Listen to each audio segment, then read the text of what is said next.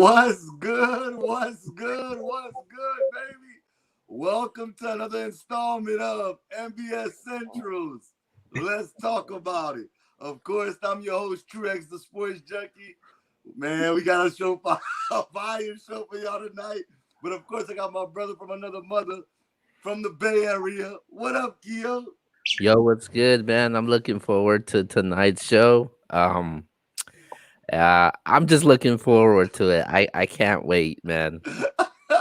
And as y'all can see, we got recording artist, the number one Tampa Bay Buccaneer fan I know.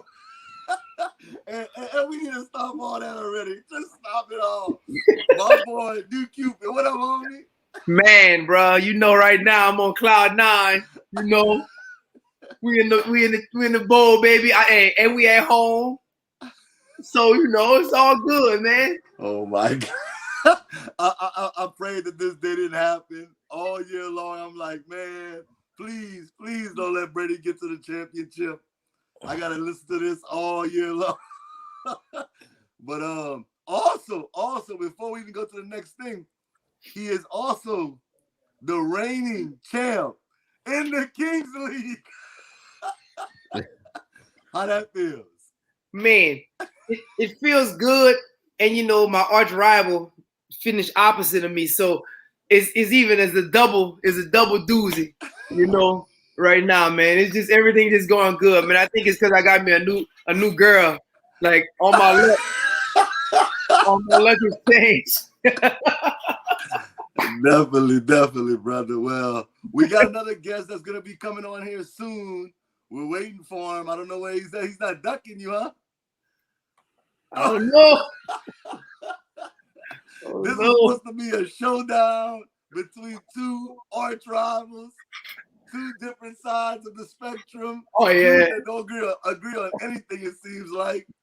But with that being said, while we're waiting on my man Duke, I'm gonna let you go first. I'm gonna just let you go first. What happened this past weekend in Bucks versus Packers? Okay, let me say this. Let me be completely honest. Matt LaFleur blew that. He blew it. Like, to me, you gotta let Aaron Rodgers go for the touchdown and the two. Like, that's what make Hall of Famers is moments like that. And to take that away from him, we never gonna know now. You know what I mean? Like, I don't understand the mathematics in that.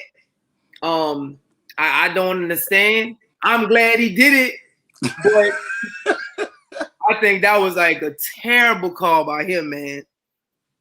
Okay. Terrible. But what about the pass interference no call? What a pass interference call that a lot of people saying shouldn't have been called. I mean, you know, you got some fans who, for the past 5 years, been fussing that a certain pass interference should have been called. So now that they correct the rule, you can't be mad.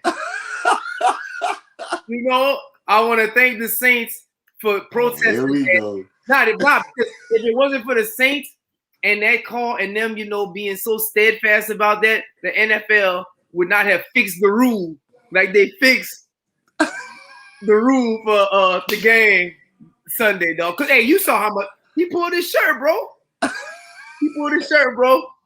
Yeah, he did. I can't even argue that. Keo, man, what's your thoughts real quick before we get Duke on here? I had Tampa Bay going to the Super Bowl when the season started, and I saw that. I'm happy about that. As a matter of fact, let me show you. Oh my God! Oh. Two people with Brady jerseys. Yeah. Thomas Edward Patrick Brady Jr. That's all I gotta say. Oh my God, y'all are unbelievable. I do think going into the week, I said, man, I'm not betting against Brady. I did pick the Saints to beat him, but typically I'm not biased, but I had to be biased that week. But ultimately, I do think that the Bucks, they've been playing some good football. They have a tough task coming up, but I'm not surprised by the playoff run. I can't even sit here and say I am. Man, playoff Brady. Playoff Brady. I said this, he's just a different thing. Yeah. Now look, it's not all Brady. Devin White, I don't know what he ate for breakfast, but that boy came to play some football the whole playoffs. Shout out to LSU, man. Y'all know the vibes. You already know it. Really quick, I just got word from Duke right now. He's setting his things up right now, and he should be ready shortly. I saw this thing on one of the social media sites I'm on, and this is how crazy this is, man. Tom Brady's going to his 10th Super Bowl. I don't know if you guys saw this, man. Bro. In 21 years, which means that's a 47%. Steph Curry, who we all, I think, agree is the greatest shooter we ever seen, shoots the three-point percentage at 43%. So there's a better chance that Tom Brady goes to the Super Bowl than Steph Curry hitting a three. Hey, man. That's crazy. That's crazy. Yeah. Also, there's 55. There's actually, we all know now that there's 55 Super Bowls that we've had, and Tom Brady has been in 20% of them. But yet, some don't call him the GOAT. That's disrespectful. That's disrespectful. I'm gonna just go ahead and say it before we even get into other topics. I'm gonna say, if Brady is not your GOAT, anybody tuned in, come on, man. We have to be realistic right now. And we're not talking about all the AFC championship games he's played in that he didn't make the Super Bowl. Come on, man. Let's be respectful. That's like man, it's crazy, bro. He got more rings than most franchises. Yeah, that's mine. But if he wins this one, just think about this gauntlet. Now, of course, the Washington football team, we're not going to even bring that up. But I went to New Orleans, beat Drew Brees. I went to Green Bay and beat Aaron Rodgers. And if he beats Patrick Mahomes in the Super Bowl at the age he's at on a new team with no offseason, man. No offseason at all. We're not going to be able to tell Cupid anything, man. He's going to be talking reckless. If we thought he was talking reckless before, this is crazy. This is crazy. Man. All right, so let me ask you this. Let's go to the other side while we're waiting on Duke. Were y'all surprised in any form or fashion that Buffalo lost to Kansas City? I mean, Kansas City is Kansas City. I just thought the game would be a lot more close than what it was, But I will say this, Josh Allen gonna be a problem. I think if he gets like a weapon or two or a stud running back, he's a problem, man. How you feel like you don't feel like Zach Moss could take that next step? He can. I think he can, man. I think he can, and I think they so young. I mean, the sky's the limit for that team if they stick together. I really think he can, to be honest. Okay, Kia, what you think? I knew the Chiefs were gonna do what they were gonna do when they were down 9-0. I was like, man, they're gonna come back. And next thing you know, when they were up 14-9, I told my sisters, because they were watching the game right next to it, I was like, dude, I already know how this game is gonna end out. And it just pissed me off more that they had that game as the primetime game. Yeah, that I didn't agree with. Yeah. And the NFL, they do that every year. I read up on it because next year they're gonna have the NFC Championship game as the primetime game, no matter what that matchup is. And then the following year they're gonna have the AFC Championship game as the primetime game. I guess they flip it every year according to the NFL. Yeah. Well, I got something for Roger Goodell. I'm going to go out there right now and I'm going to say it.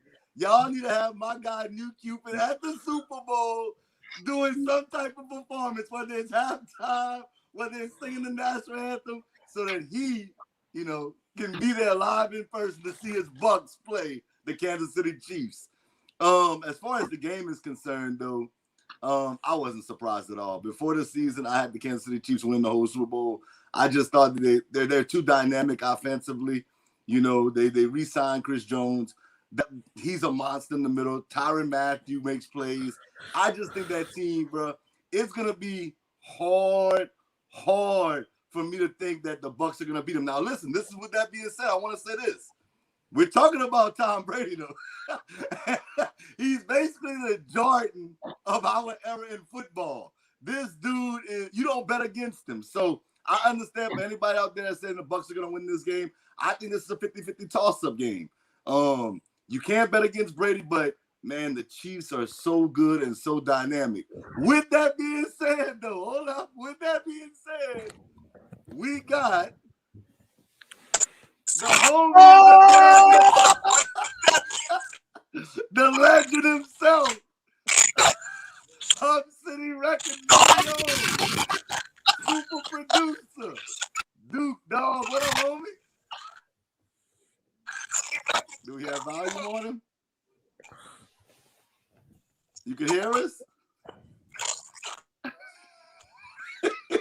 Let me see. Hold up. Let's see if I can get him right. Get some stuff right. The audio sounds. Oh, yeah, you good? We can hear you. I don't know how y'all can hear me. You're low, though. Y'all. Let's see. You good? You can hear us, Duke?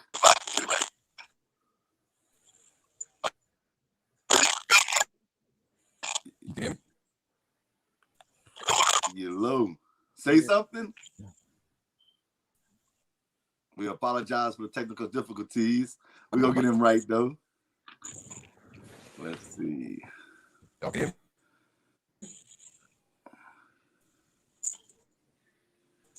Let's see. No, we can't hear you, Duke. Y'all can hear me? We can hear you, but you're like echoing.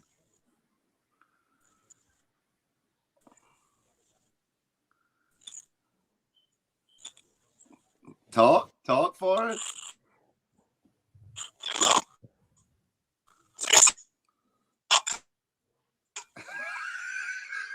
Yo. You good? It's very choppy, dude. We apologize for the delay, y'all. We're gonna get it right though. Because we can't miss out on this. This is epic right here.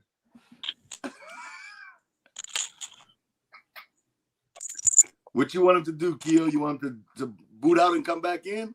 Yeah. Just log off and come back again. Okay, we're gonna remove him from the stream. Okay, we're gonna try to get him back, y'all. We do apologize for the technical difficulties. Of course, like I said, we're gonna have Duke come on. Him and Cupid's gonna talk about.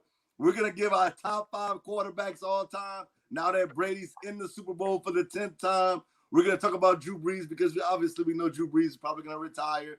So everybody that's in the the chat room right now, as far as in the comment section, let us know who your top 5 is of all time. Give us your top 5. Let us know, and let's see who's top 5 matches up with the people in the comment section. Right now, Cupid, who do you have as the early, like, where you leaning towards as far as the Super Bowl is concerned? I know you're gonna pick the Bucks. We understand that, but talk about it. What's gonna happen? So I'm gonna be honest. Kansas City is scary. They scary, bro. They're scary. But if playoff time, here's how Tampa Bay would win. He has to do those methodical 5, 3, 4, 1, 5, 6 yard drives.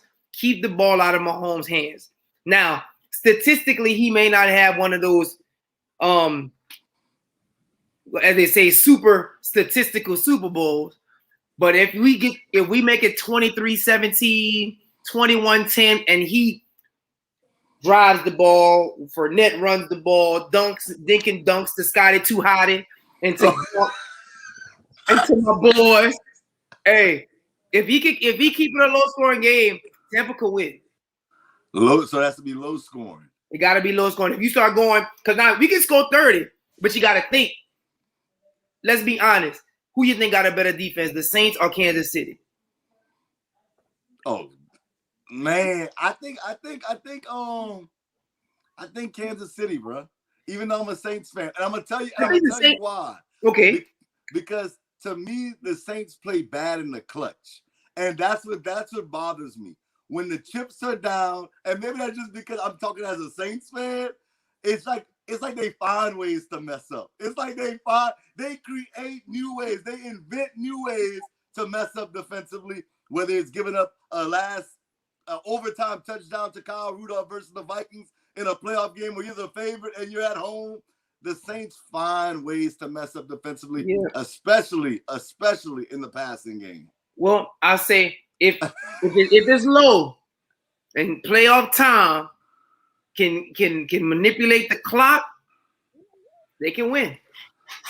Okay. I see somebody right now. I'm gonna let you go, Keo, but I see somebody from the MBS brand. I'm gonna put his stuff up there. Just let y'all look at it, ponder your thoughts on it. But as Keo goes, Justin put up his top 8. Top 8. I see you, Justin. I see you. Oh man. Y'all about to hate me if y'all think that's the top 5. Oh my God. But okay, Keo, what's the keys to victory for both sides? Stop Tom Brady. That's what you need to do. You're definitely gonna have to outscore Tom Brady. Patrick Mahomes hasn't been as great as we expected him to be since that game. When they lost against the Chiefs, which was a very close game, which we didn't see. Tom Brady didn't get the ball back at all. If he did, we would have known what would have happened in that game. But since that loss, the Tampa Bay has ripped off 7 straight wins in that game. And they're a different team compared to the last time they played against the Kansas City Chiefs. And I disagree with you, True. I think Tampa Bay has a better defense. What this team had to go through as far as the playoff run that they had to go through, went against. You could say whatever you want to say against Washington, but as far at total defense wise, they put up the most points against Washington in the postseason, and we all know the Saints. They're a top 3, top 4 defense this past season, and they were able to move the ball against them well. Green Bay was a solid defense also, and they moved the ball against them really well also. So I think Tampa Bay is the better defense overall. But that's not what he asked me. That's not what he asked me. He asked me if the Saints are a better defense than Kansas City. Yeah, the Saints are a better defense than Kansas City. Fair. I just want you to get it right. Okay. As the keys to as far as the rest of the keys to the victory, I don't think there's going to be much of keys to victory. Whoever has the ball last, because I think both defenses are going to give up some huge plays in this game, and I think it's going to be a high scoring game. I think it could go up to the 30s or 40s. I think whoever has the ball last is going to win this game and drive that team to victory. I got 2 letters. A. Oh my God! B. Remember us. So he's the X factor. A, B. The X factor. Okay. I think for me, and I know we're trying to get Duke back on right now. I definitely think a key is going to be Devin White and their linebacker play along with their safeties, neutralizing Travis Kelce. Travis Kelce is a monster, man. White is going to give him hell. Look, before the snap or after the whistle, it's going to be a problem. Devin White is going to be in his grill. And then, of course, if we go back to the first time they played this season, my God, Tyreek Hill's first half. I mean, that was insane. So, of course, they're going to have to stop Tyreek Hill. We understand that. I would say the X factor is McCole Hartman. I think that he's slowly but surely picking it up in that Kansas City offense. Yeah. And I think that he got the speed to get over the top of the defense as well. So I wouldn't sleep on McCole Hartman as the X factor. Yeah. I agree. I mean, they scary, bro. They can score, and then Clyde gonna be active. Like, they can go. Yeah, definitely. We're gonna try to see if we can get Duke in here, because we're gonna let y'all give y'all predictions live on this show. We're gonna give it next week on the show. I see somebody saying, Justin just saying Kelsey's gonna have 2 touchdowns in this game. Wow. I that mean, doesn't bode well for y'all. I mean, that's 14 points. That's nothing. That's nothing to the GOAT. Ooh, Come on, man. You know? Come on. I hear y'all. I hear everything y'all saying, man. And one thing about the Bucks, they did lose twice in the regular season to the Saints, and then they came back and beat the Saints. So yeah, they lost to the Chiefs, but they actually made that game a lot closer at the end than it should have been. We gonna see what Kelsey really about if he could take one of them licks. Devin White is a grown man. Hey, listen, you can say what you want, but when he hit Alvin Kamara on the sideline in that game, Kamara ain't want no more of that. And we all saw it. He disappeared, X. Thanks. And then number 11 with his little runs. I was like, just wait. When he caught that pass on that sideline, good night. Hey, it's real example. We gonna hit you. Shout out to everybody from LSU. We gonna hit you. We gonna hit you. We got people saying that they'll bet that the Chiefs beat the Bucks. I'm not betting. Look, I'm not betting with nobody. Look. Stop. Look, I'm not betting with nobody who wasn't a Chiefs fan before, because basically you just going with the team that's going against the team that beat your team. So you're not worth my bet.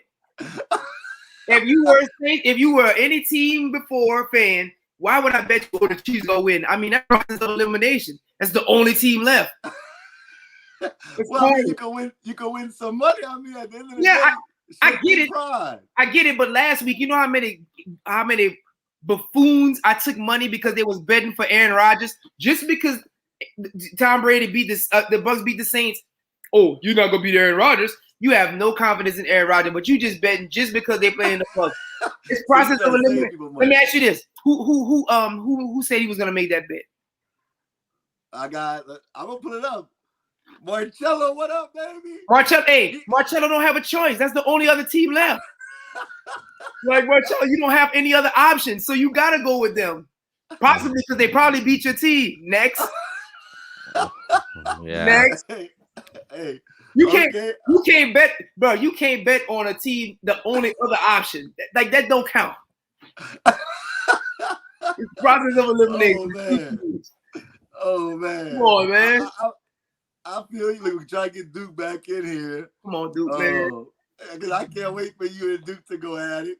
I'm trying not to ask so many questions because I know that we're gonna kind of go over it again with Duke on here. Yeah. Man. So let me ask you this. Obviously, I know you're gonna make your prediction. So you said the X factor is gonna be AB, or are you just saying watch out for AB? I'm just saying watch out for AB. I think the X factor, bro, for my team is gonna be Ron Gronkowski. Because I just think in them kind of games, Brady has the ultimate trust in him. And I just feel that clutch on the line, if you got Mike Evans and you got Godwin and you got Honey Badger, them all on top, who's gonna guard Gronk? And I just think that he's not a player that is gonna do the Kelsey numbers in quantity, but he gonna hit you with one of them plays like he did last week. That's gonna, get him over the hill. So I think Gronk's gonna have a big game. Do you trust Ryan Suckup to make a last-second field goal to win the game? Not at all. He's been doing good for you. 40-yard range, throw the Hail Mary. Hey, bro, that dude, I promise, every time he kicked the ball, I close my eyes. Really? His name is Suckup. The first part of his name says it all. He sucks. Wow. Oh, yeah. As a Tampa Bay fan, every time he kicked, it's like this. So while we waiting on Duke, let me ask you this: do you think Brady will retire if he wins the Super Bowl? Yeah. And for several reasons. One, we all know, everybody knows that at the beginning of the season, the word was Bill Belichick is the reason why Tom Brady was successful. We all know that if you lie, you can lie on here, but you can't lie to God. You know that's what you said. So, so that's number one. Two, I think that, man, he wanted to go. Everybody bummed him out about the AFC was weak. The AFC was weak. So he went to the toughest division he could find. And then not only, like you said, he beat the bad man and he beat Drew Brees. If he could pull this off, man, what he got? It's absolutely nothing Tom Brady can do. Like right now, it's nothing he can do to prove that he's the GOAT. But, I mean, unless you want to pull your moral card, your scholastic moral card, and be like, oh, he cheated one time. But that's why he'll never be the GOAT. If that's your card, I can't argue with that. But if you look at the totality, man, what else does he have to do? He took a team that wasn't even in the playoffs, man, and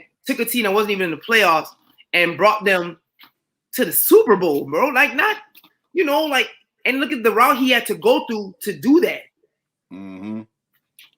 Well, look, we have another top five right here from Marcello. He's saying Brady is the GOAT. And he has a question for you as well. So here's the question. Is Cupid a Brady fan or a Bucs fan? X, I'm gonna let you answer that one. I can't even sit here and deny him. I have to be honest. He's a Bucs fan, but he always said Brady was the GOAT. Man, since I've been in the Kings League, it feels like he's been saying the GOAT, the GOAT, the GOAT. Man, and when y'all got him, he threw a party. I threw a party because nobody expected that, man. We were having conversations about Tampa and Jameis, and I was getting ridiculed. And when that news broke, I went crazy. But for real though, Marcello, I've been a fan since 1997. I got my first jersey. It was a Keyshawn Johnson jersey. I was a fan because of Warrick Dunn. When Warrick got drafted from Florida State, I started following Tampa. I got about 6 jerseys. I was trying to find them, but they didn't want my book sacks. But I got a Jameis Winston. I got a Josh Freeman. I got one that I put Cupid on the back. I got a Mike Evans. I got 2 Tom Brady's. So I'm a Bucs fan, dog, all day, dog. Anybody will tell you, I've been in Tampa Bay through the storm and the rain, dog. Would you ever switch up on the Bucs? I can't, man. That's like switching. That's like a who that switching up to the Saints. You can't, man. You gotta understand, man. I've been like it. Like I just stuck with him, dog. Like once I start liking him, I'm like, we gonna ride or die. And again, nobody in the world assumed what happened this season was gonna happen. Nobody. I didn't think he was gonna go to the Bucs. That wasn't even the team that was on my radar at all. Crazy. Man. Keo, man, you want to chime in anything? You want to ask him anything? I know you're trying to help Duke as well. I actually wanted to ask you more about I know that we're more than a sports show on here, about any new music that you got coming up. I know about your fragrance that you got coming out, so you want to give the people an update about that? Oh, for sure, man. So I got a new song I just dropped called Crawfish, bro. We shooting the video Sunday. It's a crazy song, man, but I wanted to do something to represent the Louisiana culture.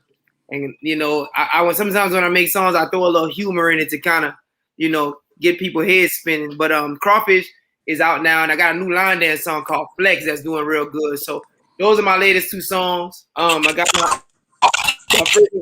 and bowls, and I've been recording stuff with the man that's just chiming in right now, my boy Duke.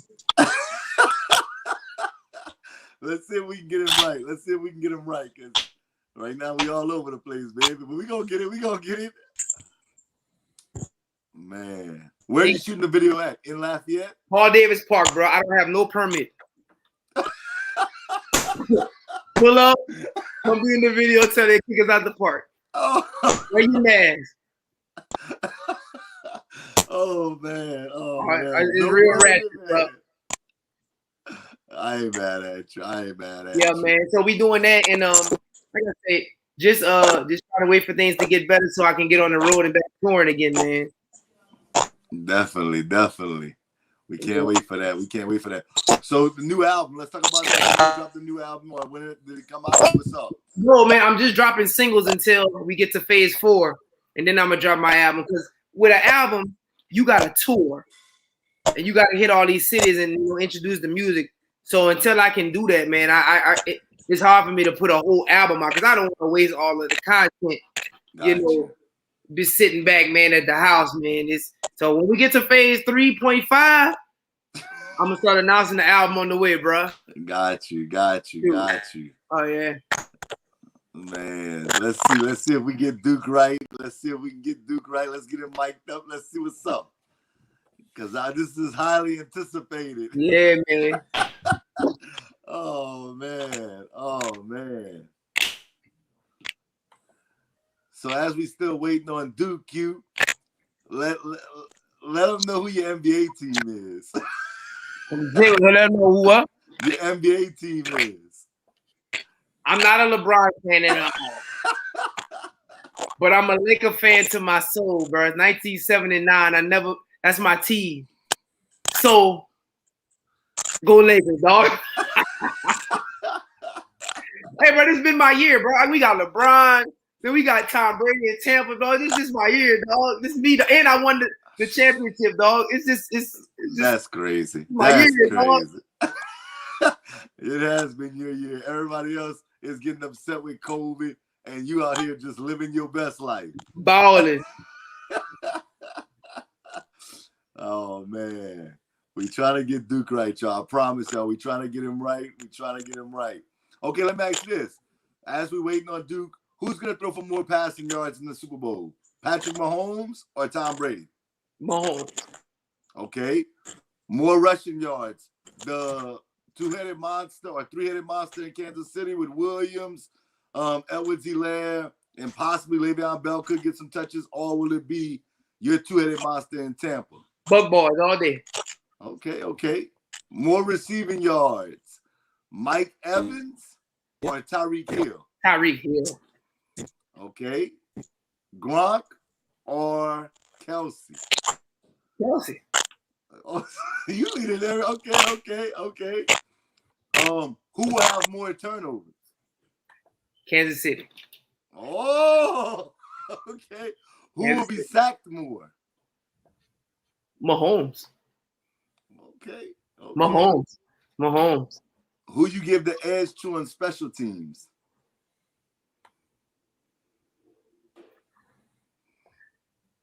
Man, I gotta say Kansas City again. Shucks. I didn't want to say that word. Okay. Bruce Arians or my man Andy Reid? Tom Brady. That's a good answer right there. I can't be Tom Brady, bro. So he's saving Bruce Arians right now. Bruce Arians can chill. Like it ain't got nothing. It ain't. If you notice, they went from the whole what they used to call that little ugly offense, the going for it, like the just whatever he was calling it. Once Tom went to that play action, bruh, he's gruesome in play action because once he does this, the whole time he's just watching you, and whichever one of y'all get out of place, he come and get you. The dude been doing it 21 years. Like, if you a rookie, a second year, third year player out there, and you get on that island, it's over for you. Can y'all hear me now? We can hear you. We just need you to lower down any extra stuff you have around your phone. You got an echo. You got an echo right now. I got on my phone. This is my other phone. I was trying my burner which I do all my other shows on with no problem, but I don't know why my actual business phone now. Yeah. It's too loud. Okay, talk now. Let me see. What about now? Okay, just say. Okay, no, we can hear me. I can hear myself. Damn. Yo. Okay, I can still hear me. His computer will go down. Y'all can hear me? We can hear you. we can hear you. Is it still echoing? Yo. Nope, you good. Yeah, you're good. Nope. So everything's good. Okay. Wow. All right. Well, to hold my phone because you don't have Facebook on by you or anything like that, right? Huh? You don't have Facebook on nowhere near you, right? No, I don't have nothing else on every app. I've tried everything. Okay, good. We don't need none of that on because it's gonna echo if you do that. No echo. There's still no echo. We good? We good right now. Yep. Right. Well, Let's go. the part of the show y'all on. I'm some good stuff. Okay, so I'm gonna ask you right off the bat. How surprised are you that the Tampa Bay Buccaneers got to the Super Bowl? I'm not really surprised because like I told this guy right here at the beginning of the studio, at the beginning of the season, that this is the set of weapons Tom Brady ever had in his career, and all on one off, the same offense together. We had this already. So he's acting surprised, but I already showed him multiple other things saying the same thing that he didn't give this reaction to that y'all just saw. Because I'm not crazy, and he root. Come on, man. We got wide receivers on there could all go on another team and be a number one right now, today. Am I lying? Anybody disagree with that? You think how many receivers could be a number one? Three of them. They already I think will. only two. And I don't even know if AB They can already be will. one. Huh? I think only two can be a number one. And I don't even know if AB can do it anymore. I don't think Chris Godwin could be a number one somewhere else. I don't think Godwin either. Y'all don't think God can be a number right now? He's Brady's favorite target. What are y'all talking about? I don't care about none of that. I think with Godwin, he's more a complimentary when it comes to Mike Evans. I think that's why he's been getting that exposure, including from last year also. Yeah, I agree. Okay, that's fair to say. Well, who shined in the Green Bay game? We're not saying he's not shining. We're not saying that he can't shine. I'm simply saying that if you put him on the Jets, I don't think he's a stud wide receiver. Mike Evans would be a stud regardless. Mike Evans is a stud. Q. I showed you something the other day about what they said about one of those receivers. You remember what it was? Tom Brady thought he had the best hands. The best hands ever. You know who he said that about, y'all? He said it about Cleveland, the guy y'all saying can't be a number one nowhere else. I'm not. Listen, I'm saying Tom Brady. If he most of the people in the whoever everybody else says in the group, I'm saying he wouldn't be a stud. He may be their number one receiver. There's a lot of number one receivers, but would he shine like he's doing right now? Absolutely not. Absolutely not. Okay, here's proof that he would. He had a top five. He was a top five receiver. Like he played with Mike Evans. He was the number two. He's not the one. He was a top receiver with Jameis winning him the ball. Yeah, but you got that other beast on the other side that you got to deal with. That's not always true. You got Thomas. Why nobody else stepped up for the Saints with Drew Brees? Bro, at the end of the day, just because you have a beast on one side doesn't mean. I'm not saying Chris Godwin ain't better than Emmanuel Sanders. Emmanuel Sanders is not a number one receiver. He's not. He used to be. Chris Godwin just started. Sanders the number one receiver. When? But even if Emmanuel Sanders not the number one, nobody else stepped up to be one on the Saints. I'm not saying Nobody. those receivers are better than Chris Godwin, though. But that's what y'all trying to see. Y'all saying Chris Godwin can't go one else. So if he's doing that good with Tom Brady and Jameis Winston, y'all saying he only do it if he's next to another receiver. So if he can't Saints, would he not? I'm saying if he got to go be the number one guy where they double team him every play or try to neutralize him and shut him down, he wouldn't be able to handle that. That's what I'm saying. And I'm not speaking for them. I'm speaking for myself right now. Okay. Well, if that's what you feel, then cool. I know what I see with my eye test. That guy, he is a star, and he's gonna be a star whether Brady's throwing him the ball or not, whether he's next to Mike Evans or not. Okay. I'm not just saying that just because I said this before the season started. So Godwin, Evans, Antonio Brown, all can be number one receivers on another team if they want right now. Now they might all be banged up right now, but if they fully healthy, y'all know what I'm saying is not crazy to see. And you know, Gronk is not the same, but he's still Gronk. Gronk can still be a top 10 tight end right now. You know, he could be a crutch for Brady, being that he knows how to play with Brady. He's only played with Brady. And that's why Brady him to be part of the team.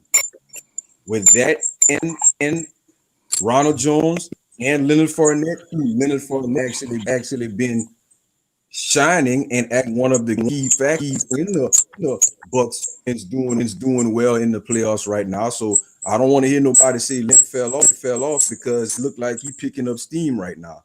And he might be somebody needs son for the Super Bowl to win the game. Because you got to have a whole complete game to beat the Chiefs. So they have enough. They have all the Tom Brady has all the weapons he needs. Nobody's gonna be able to see the stuff that they did last year when he got bounced out of the playoffs, that he had nobody to throw to. You can't say that. Even if they one of them missing, you still can't say that. He got plenty to throw to. He got two good running backs. He got a defense with, I don't know if y'all covered that already, that saved him for a couple of games. We're not gonna get into the details of that unless y'all want to, but he got a defense that could make to keep him in the game. It's Patrick Mahomes. Now he got everything he needs to beat this team. If he don't beat him, y'all just got beat by a better team. It is what it is. And there's no crowning the GOAT of second place because he made it there. Because y'all don't do that for nobody else. Y'all only do that for Tom Brady. Oh, man. I'm gonna let Cupid go. Go, Cupid. This dude says that this is the best offensive group that Tom Brady's ever had. Prove me wrong. Let me take y'all back to 2007.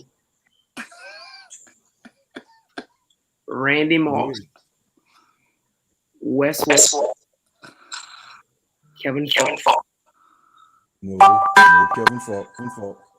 Falk wasn't there? Yeah. You're right. Go ahead, Kevin Falk.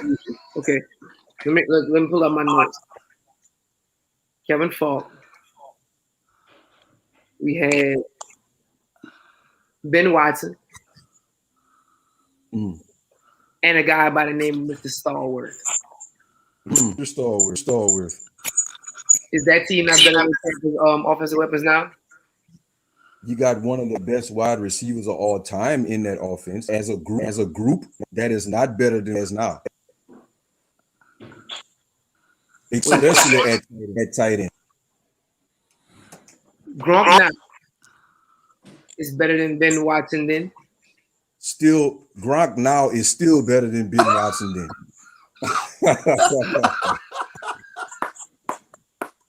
No, I said it, and I said it with confidence. Oh man, Duke is off the chain, man. I like Duke, man. Right now, today. You see how you hesitated to say Ben Watson name? Because hey, look, Keo, every time we had this discussion, why did he always want to leave out the tight ends? Why? He tried so hard to leave tight ends out of this whenever we would talk about the receiving unit. Why you think that? No, it's simple. The 2007 New England Patriots is the greatest offensive season Tom Brady's ever had in his career. Greatest season. That's the way to word it. I'm talking about his group of weapons. How is that possible? How many he has and how effective they can all play if they all help. The 2007 New England Patriots is the greatest season Tom Brady had in his career offensively. And he didn't win the Super Bowl with that team. No, but no, of course, but we're not talking about the 2007. What if didn't win the Super Bowl? The 2007 Patriots was the greatest offensive season Tom Brady ever had. We're not talking about seasons. We're talking about his group, his weapons, not seasons. We're talking about his weapons. He had the second best receiver of all time. One guy else. Wes Walker. Is he in all the receivers on the team? Better than Chris Godwin. Oh, okay. Why he didn't say Wes Walker had the best hands? Better than Chris Godwin. He said that, but he said when had the best hands he ever. Better than Chris Godwin. How? Who's better, Wes Walker or Chris Godwin? Ask Brady. Ask Brady what he thinks. Brady's Theo, hey, would y'all like to chime in? I'm quoting something that came out of the guy you're gloating about. That came out of his. I'm not making this up. He said that. He said he had the best hands. So just because he has a better hands, that doesn't mean he's a better receiver than him. Thank you, Keo. Thank you. Say that again. I said just because Brady said he has better hands, that doesn't mean he's a better receiver than him overall. Oh, okay, so wide receivers, yo, to do what? To catch the ball. Come on, but not just you could have great hands, but you still gotta be a straight route runner. There's a lot of wide receivers that has great hands, but they're horrible when it comes to their route running skills. So is Godwin a horrible route runner? Y'all saying that right now? I'm gonna put somebody up here real quick that had a question, So Courtney K, better known as Smoke, asked Duke about Juju Smith being a number one. So what's your thoughts on that? Because Juju had a great year.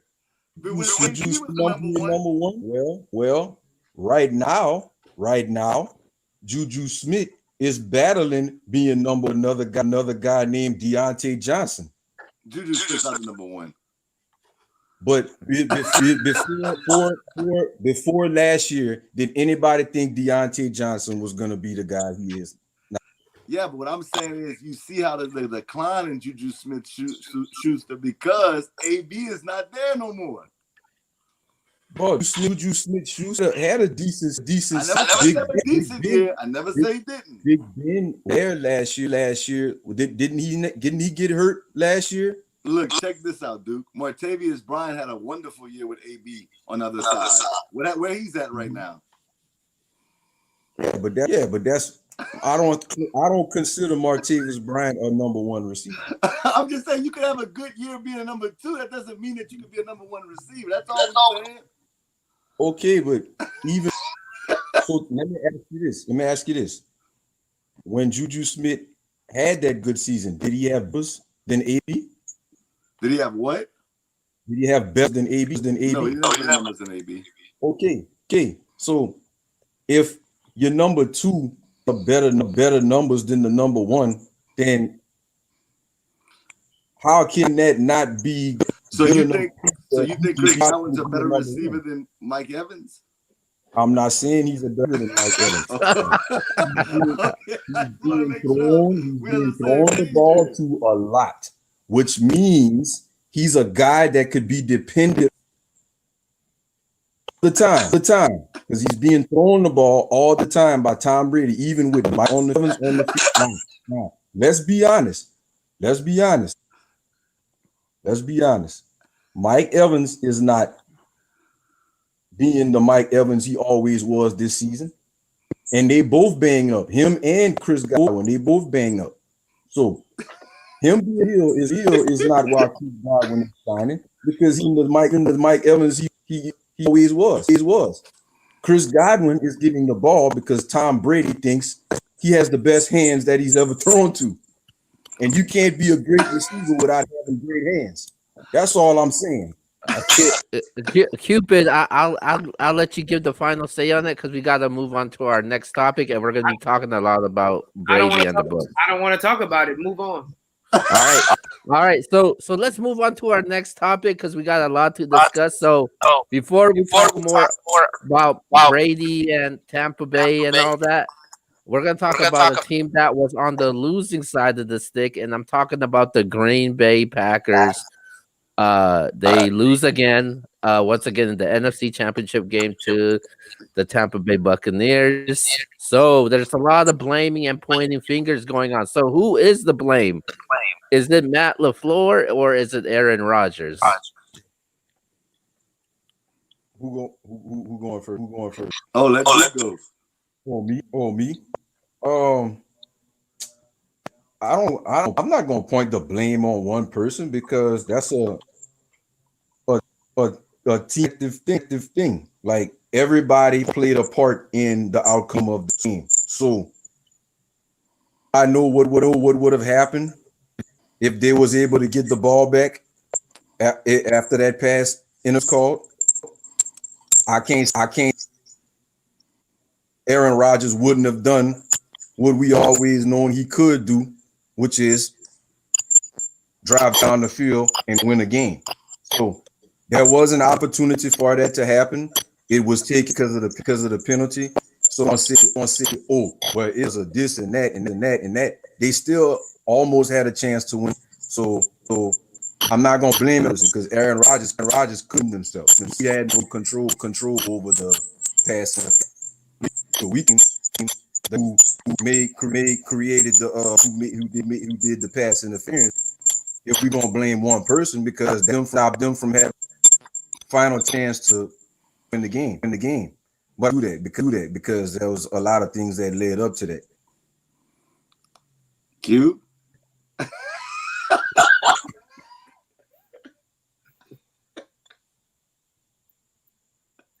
Tom Brady. Tom Brady won, huh? Yeah. These guys right here. I see him. LaFleur to do it, but Aaron Rodgers is a choke artist too. Let's keep it 100.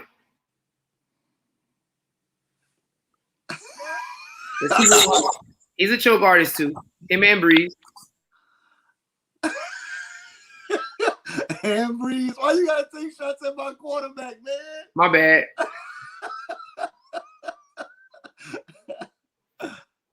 Oh, come on, man. Hold on, let me. Dude, I'm gonna put you back.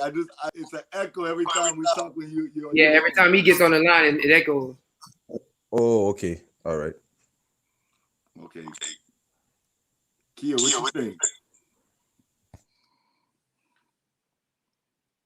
Now we can hear Keo. Man. Okay, my bad. So I think both of them deserve the blame with LaFleur and Aaron Rodgers. Aaron Rodgers, I think, he had like 3 opportunities. He had 3 opportunities on those last 3 drives. He didn't take advantage of it. When Tom Brady, when the Packers were cutting down the lead, Brady got the ball back and he actually led them to kick the field goal, which was huge for Tampa Bay in that game.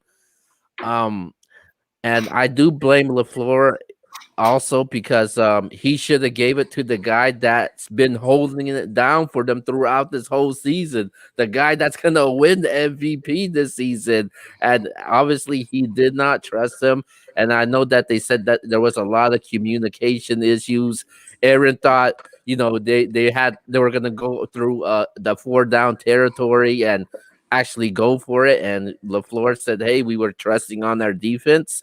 But guess what? The guy on the other side is Tom Brady. It's not Drew Brees, who can't throw the ball. Wow, really, and, Keo? Really? Come on, man. I'm Taysom Hill in now, man. Woo! But I think LaFleur and Aaron Rodgers do deserve the blame. 50% to him and 50% to the head coach. So I think those two guys do deserve at least somewhat of the blame. Okay. As far as the blame is concerned, I'm actually agree with Keo for the most part. More of the blame I would put on LaFleur only because I think you go for it right there. Even 4th and goal, you go for that. You have Aaron Rodgers, you have the MVP. Go for it. If you don't get it, guess what? You still got to come down and score a touchdown and tie the game regardless. Yep. So them kicking the field goal and giving the ball back to Tom Brady, like Cupid was saying earlier, man, that's playoff time.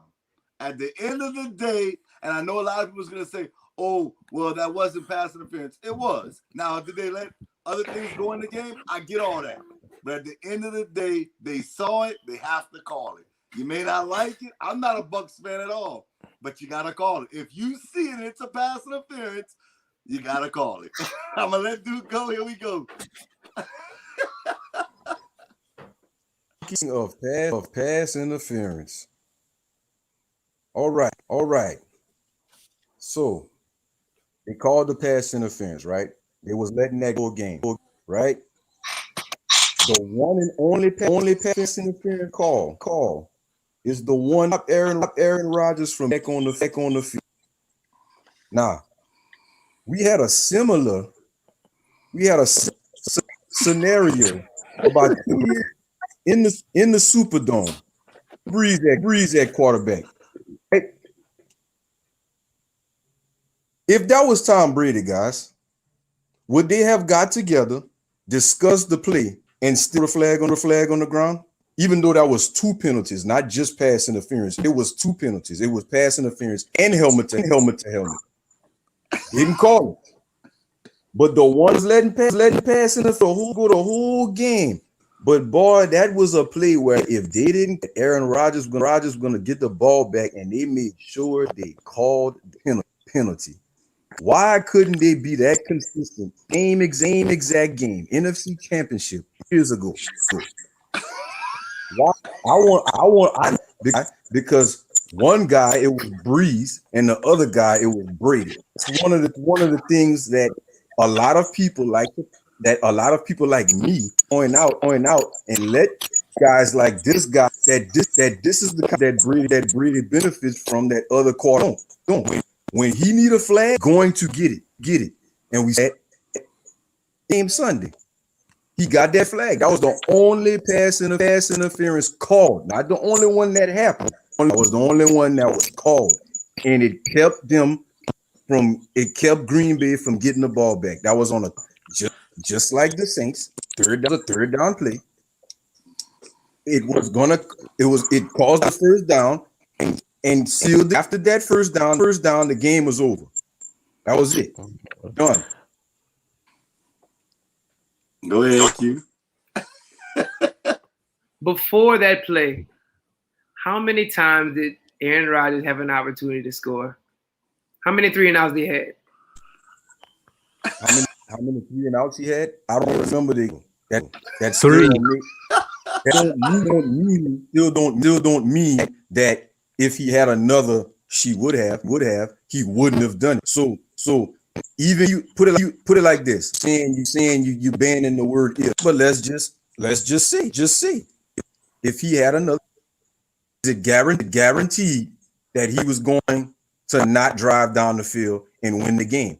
And guess what? If he would have done that, nobody would be talking about nobody would be talking about anything. It's like talking about the three since Tom Brady. Why? Because he won the game. He had the same second half Drew Brees did, but he won the game. But everybody's congratulating him about how great he played. But he had the same performance as Drew Brees. Drew Brees is getting destroyed. Brady is getting praised. Same exact half performance. So saying like everybody have different opinions about how somebody played on the outcome of the game. No, played well or you did. That's how I things. Nah. Now y'all go ahead. I'm gonna go all. We can't guarantee that Aaron Rodgers would have drove them down the field if they got the ball back, because the previous possession, Aaron Rodgers got sacked twice by Tampa Bay and forced them to punt the ball in their own territory, which caused Tampa Bay to drive them down to in great position to kick a field goal to be up for them to have to score a touchdown to win the game. So you can't guarantee that, because Tampa Bay's defense was pressuring Aaron Rodgers and going after him, and it was really hard for him to move the ball. Like, we didn't see those in those last three possessions that they punted. We didn't see a Devontae Adams sighting at all, man, and that's his top target. He's been balling throughout this whole season, arguably the best wide receiver from what I've seen this season. And no disrespect to Stephon Diggs, what he's able to do, but we can't guarantee that Aaron Rodgers would have drove them down the field if he would have got the ball. If Tampa Bay would have gave it back to them. And let me just say this, dude. At the end of the day, I want to go back into that game. It was 1st and goal at the 8-yard line. Aaron Rodgers had the ball at the 8-yard line, 1st and goal. At the end of the day, I don't know if you guys remember, it was either the 2nd down or the 3rd down. I felt, maybe you guys disagree, whenever he had that lane, he could have ran the ball in. I'm like, what are you doing? Why are you trying to force feed Devontae Adams when you could have walked into the end zone? And if he didn't get there, okay, we know Devin White and those boys can run fast. I get all that. But they would have been a lot closer on that 4th down than from the 8-yard line. So I'm not going to give him a pass, and I'm going to go back a couple of years ago. I know Keel's going to be mad that I'm going back this far back. But the Dez Bryant catch, Aaron Rodgers sure benefited from that. So we're not going to act like great players don't benefit from certain things. We know in sports, Michael Jordan got calls, LeBron James gets calls, Kobe Bryant got calls. Rest in peace to Kobe Bryant. We're going to talk about him in a few. At the end of the day, we can't cry because Tom Brady got a call. He's the GOAT. What? You talking about Miss Rule? Wait, what? The guy that always benefits and like that whole career, bro. I'm not say that nobody gets those kind of calls. I'm saying he that one guy, when he needs it, he's going to get it. Well, that's not true. He's lost. Not only when he needs it, but when I'm gonna say this. Certain people, like Drew Brees, is the perfect, because not only did he need the call, he did the call. He deserved both of them, the pass interference or the helmet. It was Tom Brady. He was called, and everybody on this panel knows that. Let's just keep it a buck. Guy was Tom Brady. He was getting that flag, bro. Getting that flag, bro. But he's arguing Michael Jordan about what era. Jordan's gonna get that call every time. I can't disagree with that. Okay. Well, Keo, I'm gonna let you move on, Keo. All right, let's go to our next topic. We do this every single week, and we're gonna give our top performers of the week to the guys that's special guests on the show. I think they're pretty sure how this goes, because it's the top performers of the week. It could be a team, a player, a coach. It could be anything. So, who were your top performers this past week from championship week? Got it too hotty. Oh my God. That touchdown right before the half was so big. It was so big. you got to understand, without that touchdown, you got to understand the complexion of what happens after that. They still down, and they Green Bay gets the ball. That play, when he flat out outran the kid. Flat out outran the kid. That play was probably one of the biggest plays of that game. Even though it was early, Scotty too hot. Duke. I would say so. I'm not gonna say I was gonna be a hole, but I'm gonna give my real. I'm gonna say the Kansas City Chiefs. Why? Because they have to come down to the last minute to know if they was gonna win or not. Increasingly, Bills are the favorites going in to the Super Bowl. I'm gonna go with the Kansas City Chiefs. Complete team. They hit cylinders right now. Defense is a little that's why Tampa Bay got a chance. But offensively, they on fire, bro. The Chiefs are on offensively, and the Bucks gonna have a tough time. Brady got to be ready to match. Tom Brady gang on offense got to be ready to match the Chiefs. It's gonna be a shootout if they won't win the game. So Chiefs are going in favorites. Go ahead, Kiel. I'm gonna go a different route, man. The winners for me, and they play for two different teams, and they're gonna actually meet up in a week or so, and that's Byron Leftwich and Eric Bieniemy. I just think it's sad that how the league is predominantly dominated by by black players, and you only got 2 black head coaches out of 31. There was like, I think a good amount of job openings, and not one of them got any type of um offers at all, man. And these are two of the best guys that's doing what they do at their job right now. We're talking about Byron Leftwich. We're talking about Eric Bieniemy. I think players would love to have these guys, man, and they proved it throughout this whole season, man. Especially what they had to go through COVID, and these coordinators are putting up a great game plan for their prospective teams, and they're not getting any type of offers at all. I just think it's really sad, man, and I just hope they do get some offers sooner or later down the line. And I just want to give a shout out and recognize Eric Bieniemy and Byron Leftwich. I like that. I like everybody's picks for the most part, but I'm gonna go with one guy, and I believe out of everybody who's playoff football, this is where you make a name for yourself. You know, guys like us, that sports junkies that really watch, of course we know who these guys are. But this guy has elevated his play so much, I believe that he's becoming a household name, and that's Devin White. This dude is a monster, right? He's an absolute monster. I'm not just talking about this past week. This playoff run.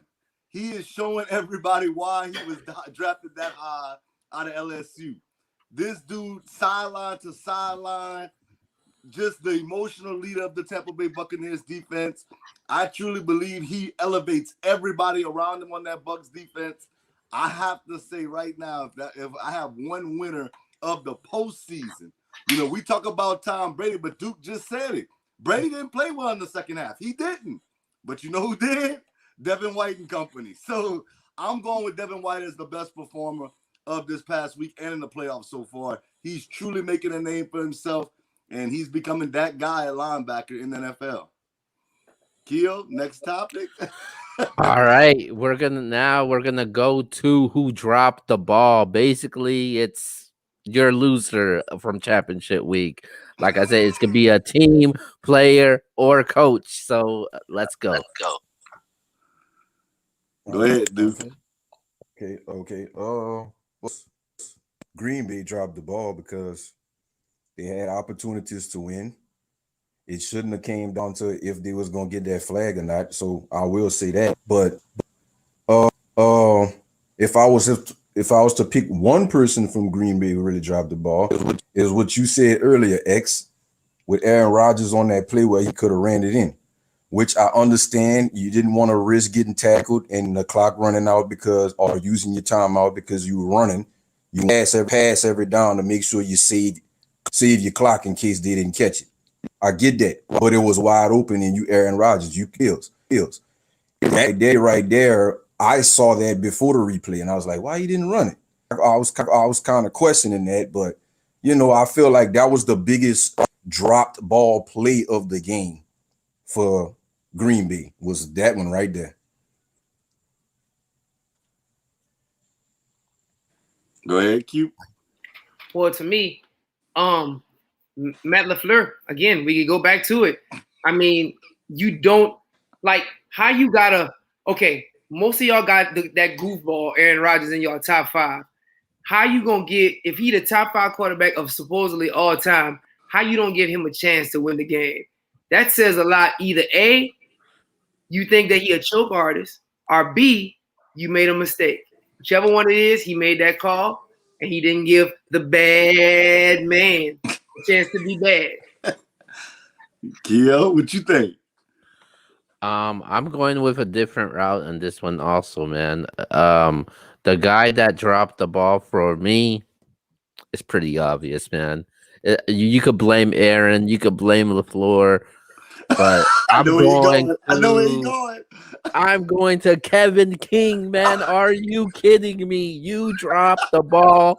You cost your team this. Aaron Rodgers, you shouldn't be mad at LaFleur. You should be mad at Kevin King, man. This all started in the beginning of the first quarter. I'm pretty sure you guys saw the play. I know Cupid did definitely.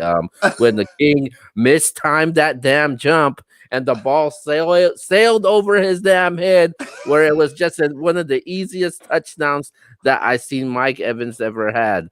And then on top of that, the pass interference, man. I mean, dude, you weren't defending Mike Evans. You weren't defending Chris Godwin. You weren't even defending Scotty Miller. But you drew that pass interference, which gave Tampa Bay that win, man. And Brady went to Kevin King a couple times, man. Just for on third down conversions, Brady went to Kevin King a couple times, and it hurted them, man. That dude was a liability. I won't be surprised if he's not there next season, man. Aaron Rodgers talk about Aaron Jones not being there, but hey, we might not see him next year. But that's who dropped the ball for me. Yeah, I'm with Keo, but I'm with Q as well. I'm with all of y'all. I have no issue with nobody said. I'm gonna blame the entire coaching staff, especially the defensive staff. There's no way Scotty Miller scores before halftime. There's no way on earth that happens. There's no way. It takes me back to the Raiders beating the Jets earlier this year when I think it was Henry Ruggs that scored. Why would you just not back everybody up, let you catch the ball, tackle you? Yeah, they may get a field goal, but they don't get a touchdown. I mean, that was just all bad. But like you said, man, King, man, poor thing, man. I feel bad for him. I don't. He may not be there next year. Hopefully he learns from it. But yeah, I have no issue with none of you guys that said. All right, man. So let's move on over to the next topic, and we are gonna talk about some more Tom Brady, or should I say Thomas Edward Patrick Brady Jr. So with that being said, after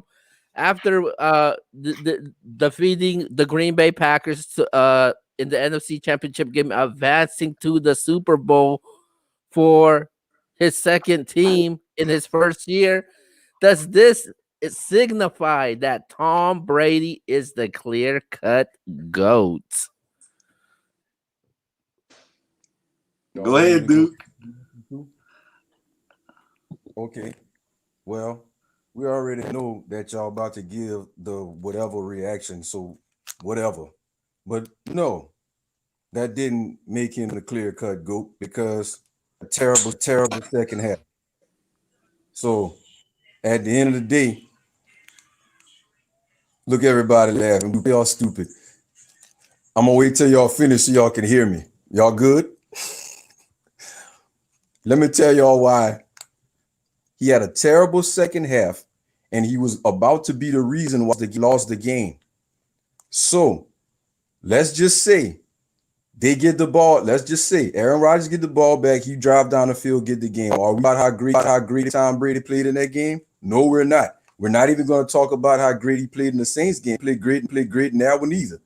So I don't see how these two wins puts him as the on people's list that don't have him yet, because he didn't really do anything to be like, you know what? If it wasn't for Tom Brady, they wouldn't have won this game, bro. He had a terrible second half. That's fact. I'm not hating. Facts. He had the same exact second half that Drew Brees had, and Drew Brees is getting dished about. Tom Brady played exactly like that. So, but he still won the game. The team gets the credit. They're great. They're going to the Super Bowl. Props to the Tampa Bucks and Cupid for being a fan. But at the end of the day, no, this game, I told Cupid what's going to make me put him higher than what he is on my list. Go in the Super Bowl and really whip Patrick Mahomes. Can we curse on here? No, we can't. You gotta really go whip Patrick Mahomes' butt, dog. Defense hold it down and they win 13-10 like the last Super Bowl where he didn't score no points and still won. Dog. I can't crown nobody king with that kind of performance. If we gonna crown you king because of the position you play, you gotta go to the Super Bowl on Sunday and play in position convincingly where nobody gonna have a reason to say what he really didn't do nothing. Nah, go over there and convincingly become Super Bowl MVP. Throw touchdowns, no exceptions, Don't drop the ball when on big moments. Don't do none of that. Don't give them a chance to come back and make the game close like all your Super Bowls. All your Super Bowls, the game is close where the other team got a chance to win. Don't do that this time. Beat their ass.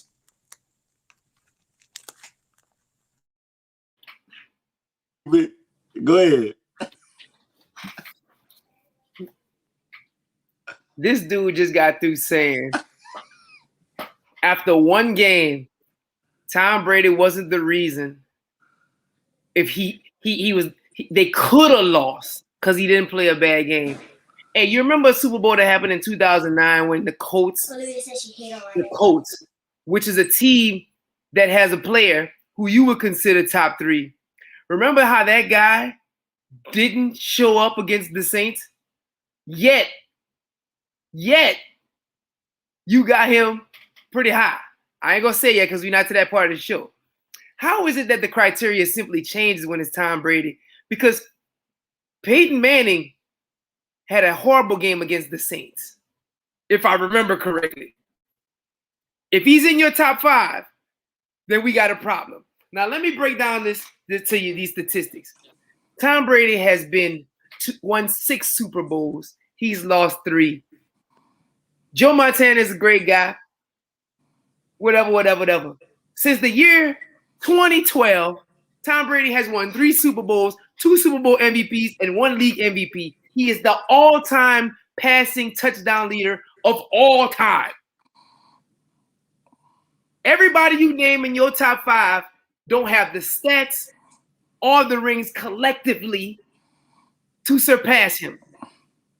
The only thing that you got is you're going to say, possibly, he cheated. Other than that, it's no combination that you can say when you've been to 10. Listen, hey, X, can you tell him the statistic about the Super Bowls? Break that down for me about the No, dude, no, keep him muted because my part is this. Nothing you can say can top the man's numbers collectively. And everything you bash him about, all the people you got above him is guilty of the same thing. I'm good. All right, so I'm gonna let Keo go, but I'm gonna just set a stat real quick. Okay, I'm pretty sure because I'm pretty, me and Duke's real cool. I think Duke agrees with us that Steph Curry's the greatest three-point shooter in the history of the NBA. Can you nod for me? Okay. Steph Curry shoots the three-point percentage at a 43%. Tom Brady has played in the league 21 years. He's been to 10 Super Bowls. That means that Tom Brady has a better chance of getting to the Super Bowl than Steph Curry has of making a three-pointer in a game. That's crazy. That's crazy, dog. I'm going to unmute you for a second. But see, this is the kind of stuff that people gotta create. Those kind of they gotta create those statistics to make Tom Brady seem more great than what he is. Oh, he's been to the Super Bowl 10 times. So what? So has the other people that played on his team. They've been there 6 times too. Nah. So that don't mean nothing because you went there. What did you do in those games that we gonna be like, you know what? Did you see Tom Brady in this Super Bowl, what he did? You're not gonna say that about the last one. You're not gonna say that about the last one. Look, he wanna nah, keep him muted, like you said to me. Keep him muted. Nope, you can't talk. Now look, look, he went to the Super Bowl. You got two Super Bowls where you wasn't MVP, your receiver. Now, don't get me wrong. Joe Montana lost a Super Bowl MVP to Jerry Rice, but that's okay. Jerry Rice is the number one of all time. But you losing a Super Bowl MVP to Deion Branch and Julian Edelman, that is not okay. I'm not giving that a pass. That happened twice. The other and you cannot forget this.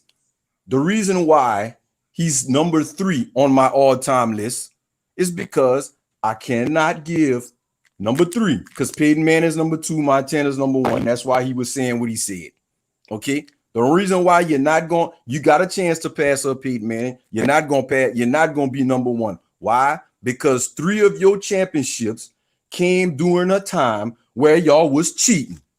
That's facts. Nobody on this panel can deny that. Y'all can't defend it. It happened, and that's the results. Y'all was cheating. Y'all was looking at everybody else play signals across from the field. Y'all knew what they was going to do before they did it, and y'all won games because of it. I'm not tipping my hat and giving people credit for having an unfair advantage and winning. Now, your other 3, okay. Even though one of them was Deflategate, and you would have lost that Super Bowl if Pete Carroll wasn't hating on Marshawn Lynch. But still, I'm not going to say y'all was cheating. I mean, the comeback with Atlanta, cool, great, awesome. Matt Ryan, you should be ashamed of yourself by doing such a thing. The last one, he didn't score any points. Nothing. The Patriots won that game with 2 field goals and a rushing touchdown. Nothing from Tom Brady. So at the end of the day, you're not going to be able to say that about Joe Montana. You could say that about Peyton Manning, but Peyton Manning got a lot of regular QB stats and QB performances that makes him number 2 on my list, which are in the record books, and you can look them up. He had the best single season as a quarterback of all time in 2013. And that's when I put him number 2 on my list. I put him on number 2 on my list after that season. Nah. I'm done because we got to get to that to get to the rest of what I was going to say.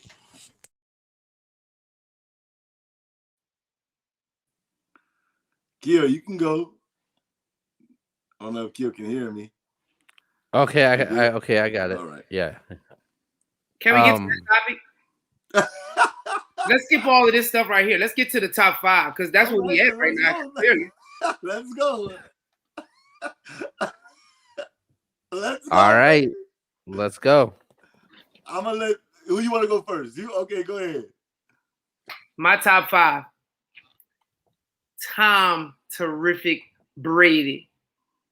Clearly is the GOAT. Clearly number 1. Clearly number 1. Number 2, Joe Montana. Because everything that Joe Montana has been graded on, Tom Brady has passed. Everything. Numbers, rings, Super Bowl MVPs. Everything that you grade Joe Montana on, you have to, Tom Brady has passed up. Period. If you, period. Pass him up. All right. 3, Peyton Manning. Peyton Manning, been in 3 Super Bowls, won 2. Statistically a giant. I give him his props. Number 4, John Elway. 1, 2, been to several, lost to the San Francisco 49ers early in his career on some last-minute drives and some real heartbreaking stuff. And finally, 5th, this is the one you've been waiting on, huh, dude? Thunder Dan Marino. Wow.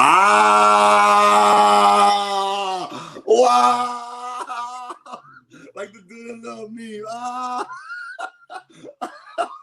Wow. Okay. So for anybody on Facebook, man, y'all let us know y'all top 5. We about to let Duke say his top 5. So say it one more time. Keep it real quick. Go through your 5. Brady, Montana, Elway, Brady, Montana, Manning, Elway, Thunder Dan.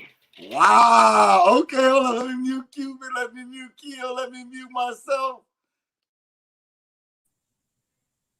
Go, Duke. All right. I just want to say that I find that hilarious that you use rings to propel Tom Brady over everybody, but your number for a guy who has none. He not only does he have none, a guy that you left off has better stats than everybody you name on your list. And a Super Bowl. But I'm not going to question your list. I just want to say I found that funny. But here goes mine. Y'all already know my top 3. I already said Montana, Peyton Manning, Tom Brady. Right now at number is Aaron Rodgers. Number 5, Drew Brees. But here is a spin on my number 5. I told somebody on this panel, which is the guy sitting there with that Tampa Bay Bucks uniform, that if Patrick Mahomes not just win the Super Bowl, he has to be the Super Bowl MVP. If he becomes the Super Bowl MVP, I'm my top 5 right now, and I'm taking off Drew Brees. And I'm a Saints fan saying that. Why? Because I know what I'm watching on the TV when I'm seeing that guy in that red jersey do unbelievable things that you don't see from many quarterbacks. And he's already accomplished things that a lot of people, that a lot of quarterbacks on a lot of other people's top 5 haven't accomplished. He's already done that in his first 3 seasons of starting at quarterback. So if he wins the Super Bowl MVP, I'm putting him in my top 5 already. I know people are going to have a problem with that, but I'm putting him in my top 5, mine, because my criteria is mostly on eye tests. Dropping the mic on that one. You could let Cupid respond because I know it's killing him right now to see something. Go ahead. All right, y'all. Now I'm gonna show y'all some stuff. Why I love dude. That's my little brother, dog. But I'm gonna show y'all why this dude could be so flaky. Watch this.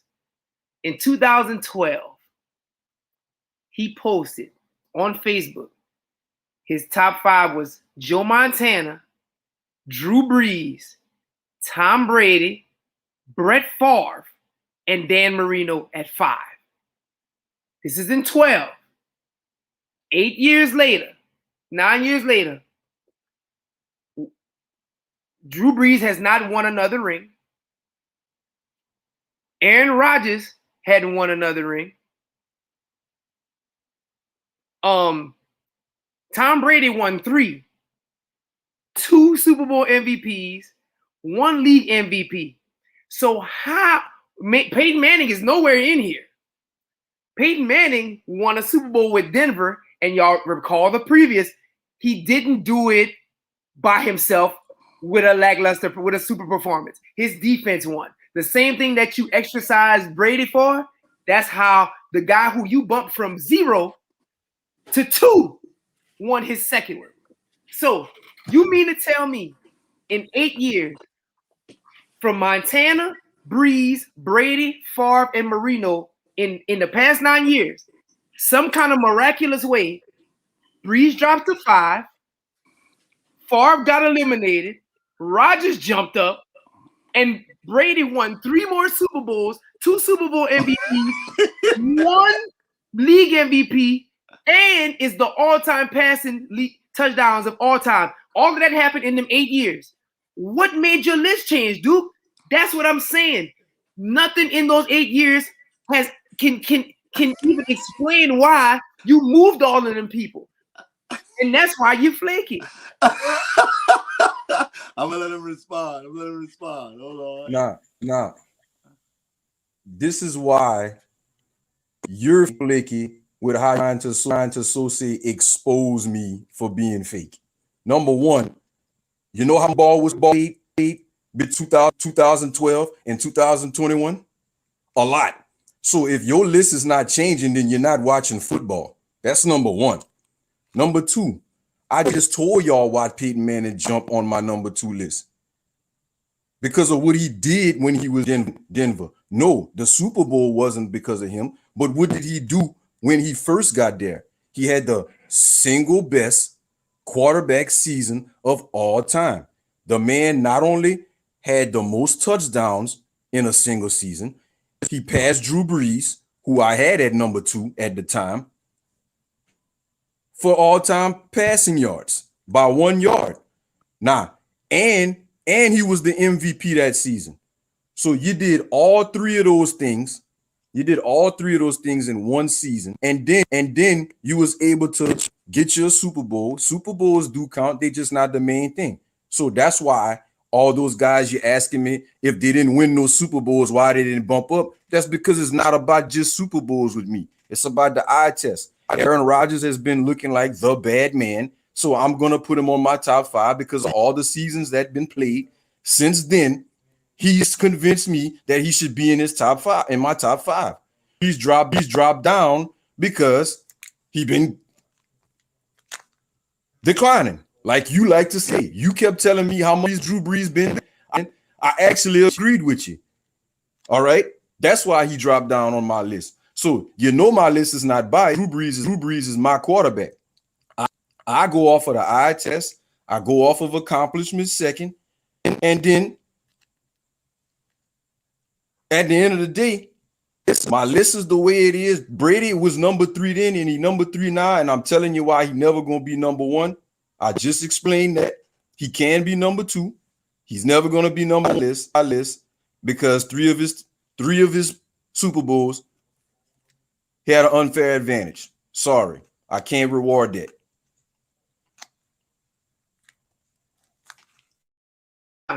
One more time. Okay, this dude just said Peyton Manning went from out of 5 to in the 5 because he had the single best season of all time and won a Super Bowl.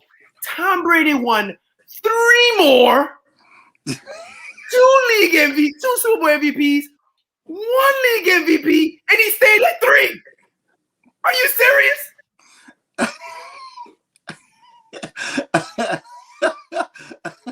And he passed Drew Brees, Peyton Manning, and everybody in touchdown passes. why Peyton Manning can move from 6 to 2 with one single season and a Super Bowl that he didn't win, you as you say, but Tom Brady won 3 and he didn't move. That's hating and that's shady, sir. Hey, dude, and everybody watching this can see it and hears it, and there's common sense that if that's what moved Peyton Manning to 2, and Brady gets no movement for everything he did in them 9 years, you're a hater, sir. Before I let you go, Duke, I'm gonna let Kill give his top 5. Kill, give your top 5 real quick. So we discussed this before, and my top 5, it actually doesn't change at all.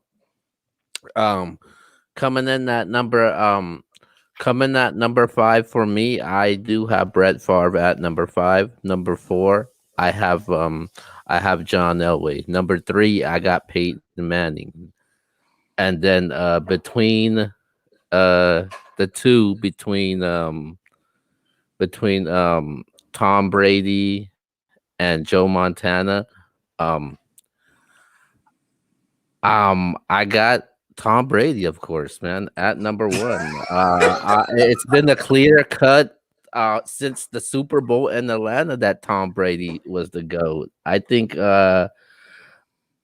that's ridiculous to have Tom Brady lower than 2. I think that's really disrespectful, man. Put some respect on his name, man. And if you want to look at the numbers based off of Super Bowls, obviously, you know, Tom with between him and Joe Montana, when it comes to Brady and Montana, obviously we know that Brady has more, you know, stars than him. Obviously we all know that Brady has more championships than him, but you want to look at most yards. Brady is first in yards when it comes to Super Bowls. You know where Joe Montana's at? Joe Montana's number 3. Kurt Warner has more passing yards than Joe Montana. You want to talk about touchdowns? Tom Brady's number 1. Joe Montana's number 2. Obviously, we don't need to talk about Super Bowl wins because that's not even close as far as quarterback rating. Tom Brady's number 1. Joe Montana's number 2. As far as passing yards, Tom Brady's number 1. Joe Montana's number 2. Completions is the same exact thing, man. And I got Tom Brady at number 1. I think he's the best quarterback of all time, and there shouldn't be no debate about it. And I think it should even been more clear for those individuals that has hated on Tom Brady throughout the years when the whole debate with Belichick and Brady, who's going to be better? Obviously, Bill Belichick couldn't had his worst season ever. He thought he could get something out of Cam Newton. Obviously, he didn't. I know that they didn't have the defense they were missing, and they opted out. I completely understand that. But hey, man, that's Bill Belichick. They had Josh McDaniels there also, man. But Tom Brady left, and look at them. They're at the Super Bowl. No, I don't think nobody picked them to go to the Super Bowl. A lot of people had the Saints as favorites, the Green Bay Packers at favorites. At one time, people had the Niners at favorite, even though what happened to their injuries. So I think you got to give Tom Brady credit, and he made Bill Belichick look like a fool. Bill Belichick, he better win a damn Super Bowl now. Now that Tom Brady is in the Super Bowl, so I'm going with Brady as the GOAT. I don't think anybody can make an argument with it. I think the old school people, maybe Niner fans, can say, "Hey, Montana's gonna be my GOAT," but I don't think so, man. It's Tom Brady, man, and I'm just gonna say that again: Thomas Edward Patrick Brady Jr. All right, so I want to say this, but before I even say it. Duke actually, in my opinion, got it right in a sense. Now, hold up. Before I say what I have to say, he got it right because he got the 5 right, for sure, to me. Number 5 is Drew Brees. all the stats that he has put up. He has a Super Bowl ring. He's taking a team that had bags on their heads. And he's truly turned around the New Orleans Saints. So I'm going with Drew Brees at 5. At 4, me and Duke's on the same page. I got Aaron Rodgers. That's a bad man right there. That dude was in the shadow of Brett Favre, and he just stepped out of that and was like, I got this. Calm down. We know how good Brett Favre was, but a lot of people in Green Bay will tell you that Aaron Rodgers is a better quarterback than Brett Favre. There's no knock to Brett Favre. He's all-time great. We understand that. Here's my debate, and I know people's going to get mad. I know Duke's about to lose his mind. I'm debating on who's 2 and 3, because for sure, Brady's number 1. I'm debating between Montana and Peyton Manning. Now, I know some of y'all going to be like, how you disrespect Montana like that? Montana has one season where he threw over 30 touchdowns. One in his entire career. And he's had Jerry Rice to throw the ball to, John Taylor. He had Roger Craig out the backfield, Ricky Waters. I think I was Steve Young. I'm going above and beyond, but he had Roger Craig. At the end of the day, Steve Young stepped up into that shadow and won a Super Bowl in that same basic offense, that West Coast scheme. I do think Montana's great. He's definitely clutch. He reminds me of, I don't want to be disrespectful, like Kurt Schilling. When the chips are down, you can't bet against him. But the stats wise, not at all. Like that, you can't even compare him to Tom Brady. Tom Brady is clearly number 1. Manning on Montana is 2, because I believe if you put Manning on a Bill Walsh offense with Jerry Rice and John Taylor, my God, that dude is incredible. It doesn't matter who's Peyton Manning's coach, who's his receivers. He's going to make everybody good. That's why I'm kind of like tipping the scale on that one. But number 1 is clear as day, Tom Brady. And let me say this to everybody out there, that because y'all know me, if y'all know me, I love John Elway. I love me some John Elway. John Elway has never thrown for 30 touchdowns in a season, ever. It's never happened. I think his high is 27. He has, like, as a matter of fact, I'm going to pull it up because you know what? I actually have it right here. Let me get to John Elway. And I love me some John. We had to reevaluate. John Elway only has 5 seasons and 15 seasons where he's thrown over 20 touchdowns. Wow.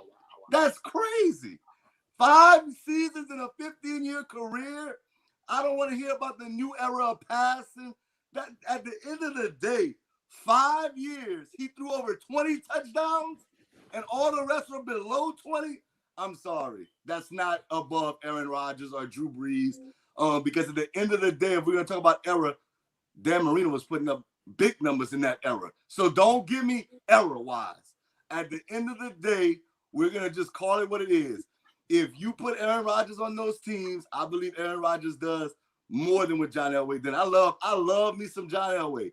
So for me, that'll be my 5. I'm going with Brees, Rodgers, Montana Manning, and then definitely, there's not even a debate. The number 1 quarterback. This dude is not only in the argument for the greatest quarterback, he could be argument greatest player. He could be in the argument for greatest athlete. Dude went to 10 Super Bowls. Dude, fix your face. Fix your face, Dude. I don't want to hear it. I got Tom. I say it again, Keo. Say his whole name. Thomas Edward Patrick Brady Jr. All right, Duke, I'm going to let you respond. Boy, it was waiting for all this BS to finish. Jesus Christ. First, I'm going to just address this guy right here going out his way to try to make me look like my list is the way it is because I'm hating, all right? Because I knew that's why he wanted to discuss this. He wanted to make it look like my list is because I'm hating. Let me call him out right quick, how he's fraudulent and how he to dissect my list. Did y'all hear him say about how much stats Brady had over the other guys that's over him? He used stats. That's why my eyes got big like that when he brought that up. He used stats to tell me why my list is fraudulent, but he has Drew Brees not in his top 5 at all. And he got better stats than all the guys that he named. Not only that, but you're bragging about him being number one, Tom Brady being number one in touchdowns and yards, and that's only because Drew Brees got hurt this year. That's facts. Because before Drew Brees got hurt, he was number one in both of those categories. Brady was able to have a 6-game advantage to be able to take that Drew Brees. That's facts. Now, if you using that to say why Brady should be over Montana, then why is Brees not in your top 5, Cupid? You're a fraud, and you're a fraud. So I just wanted to get that right quick. But now at the end of the day, I told y'all why he's not going to be number one. It's not for hating. I don't believe in giving people props for having unfair advantages. If you talk a quarterback and put cheating next to their name, Brady's going to be number one on the list when you say cheating in NFL. Let's just be honest. The most talked about quarterback when it's come to cheating is Tom Brady. I'm not making this up. I'm not hating when I say this because it's facts. Maybe Tom Brady is not the guy that put it together, but he benefited from it. And I'm not going to reward somebody for benefiting an unfair advantage. I don't do that in anything. Like in real life, it don't have to be football. It don't have to be anything. If you have an unfair advantage and you win, you are not getting props from me. Okay? Not happening. So y'all can call me a hater if y'all want. Facts are facts.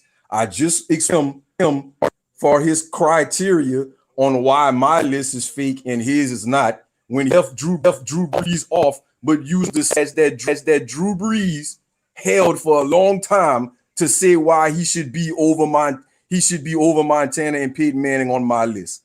Now I'll let him go because I know he wants to say something so bad. Simple, dude. We got a thing right here from my main man Yogi, a comment. Is there not a kid that Brees his ring is attached to? We're gonna leave that alone because he's you know. Let me say this. The reason why I don't have Brees in my top 5 is 2 reasons. One, because Duke, you have been on record of saying that the reason why you have Joe Montana above Brady is because he played in a tougher era. Yes or no? Can I get a hit? Okay, everybody pay attention to what I'm about to say. Dan Marino was putting up today's numbers in that same era. So if that era was harder, Marino was putting up those type of numbers, today's numbers, then he beat the 85 Bears. He beat the 85 Bears, the greatest defense of all time. Drew Brees, 4 years, has found a way to not get to the game. And the reason why I gotta put him underneath, he got a chip. He got a chip. Don't get me wrong, he got a chip. But from what I've seen from that 3 interception game this year, from him throwing an interception in OT versus the Rams after that penalty, and just finding ways to just not get it done, that, if I take that and I add the ring, and then I take Marino, who didn't win any, but was putting today's numbers in a tougher era, as you say, Duke, not me, as you say, in that era, I got to slide him in. I'll put Brees at 6. That's my reason. Okay. Go ahead, dude. No, that's cool. But I agree with you what you're saying about Marino. That's why that 10-year-old screenshot you got Marino at number 5 on my list then. But a lot of football was played since then, and the list changed. It just is what it is, you know. But at the end of the day, Tom Brady, the guy that y'all saying there's no question he's the GOAT, he benefited from cheating. You can't say that about Montana. You're not going to say that. Now, I seen somebody say that about Brees. Guess what? There is a gate attached to Brees, but I think that gate is fake. Why? Number one, nobody can go on the internet and pull up any game. What was Bonnygate? Bonnygate was a pay for injury program, right? You get paid to cart somebody off, right? So anybody out there, if y'all want to prove to me that Bounty Gate was real, go find any game in the 2009 season where the Saints carted somebody off the field and we won the after that result. When you find it, let me know. You could say the Minnesota Vikings game, but Brett Favre played the whole game. And how many times did we get flagged for any illegal hits? One time. So, and all the evidence y'all swear that's out there of us cheating to win, like y'all trying to say, go find it. Go find it. I want y'all to find it. Oh, you heard that tape of Greg Williams in the locker? Yeah. That was in 2011 before the San Francisco 49ers game, not 2009. Anyway, I'm just saying the gates don't matter. You don't have that on Montana's name. You have it on Brady's. You don't have just one gate. You got two gates on Brady's name. You got Spygate and you got Deflategate. Did anybody ever hear from the guy that went take the balls out the locker room? They had no interview about who that was, and all we heard was that he did it. He was on camera and he got fired. There's no interview where you could find out who that guy was and why he did what he did. You want to know why? Because it was swept under the rug. That's why. Swept under the rug. That's another gate. Got a question mark. Don't have no final. Like, where's the real proof of everything? Can we break this down and find out what really happened? That's two gates on Tom Brady's name. Y'all good. He's not mine. Y'all good. Got two gates attached to his name. But wait, we not saying that we when we talk about our list, we don't say Breeze got Bounty Gate. Nobody says that. Although Sean Payton got suspended, I never said one time the reason why Breeze isn't 6 on my list is because of Bounty Gate. So why you saying it for Spygate? Tom Brady wasn't in the stands with no camera, bro. That was Belichick, the guy who's struggling without him right now. Like I don't use Bounty Gate against Breeze.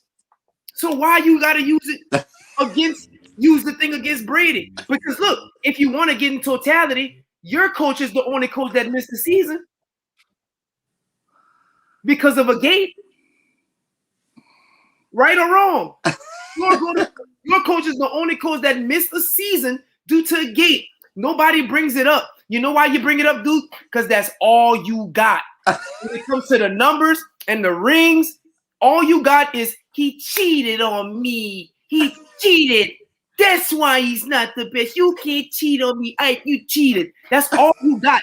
And when a person uses that criteria for one quarterback and not the other, then that clearly lets you know that's all you got, dude. That is all you got is the gate. But your quarterback had a gate, and in your imaginary warped out who that mind, it didn't exist. But Jonathan Vilma didn't play. There's a videotape out, and your coach did. You know what your coach did? He competed in a CrossFit competition because I was there in a Red Stick CrossFit in New Orleans. While y'all imaginary gate didn't happen, I seen him at a CrossFit competition jumping boxes. How about that? Keo, man, what you want to give the last little ticket so we can get to the next thing? I'll just add one thing on there as far as your guys' list go. The only problem that I have with certain people's list is Aaron Rodgers. I do not think he belongs as a top 5 quarterback of all time. When you're 1-4 in conference championship games, no, don't give me top 5. Since that year he won the Super Bowl, he has a losing record in the postseason. So I definitely don't have Aaron Rodgers as a top 5 quarterback of all time. And that's why not even over Favre. Let's keep it 100. Yeah, I definitely take him over yeah. Y'all How X? Dude, he has 412 touchdowns to 89 interceptions. That is like the craziest stat out there.